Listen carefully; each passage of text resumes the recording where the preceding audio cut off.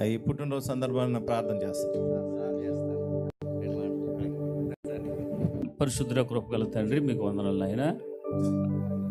నీ కుమారుడు ప్రభువా నాయన, మరి పరిచర్యలో పాలిభాగస్తుడు, పరిచారకుడు, సేవకుడుగా కొనసాగుతున్న సురేష్ని ప్రభువా నాయన, ఇంతవరకు ప్రభుని రెక్కల మాటను భద్రపరిచి కృప చూపించి వాడుకున్నందుకు వందనాలు తండ్రి.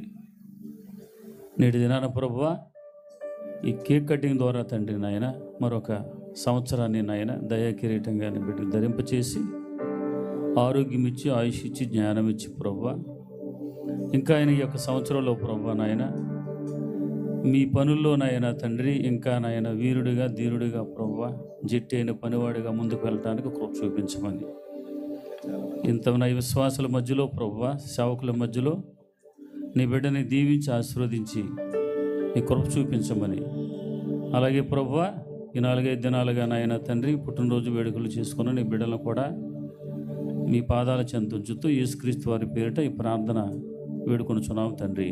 ఆమేన్. Thank you sir.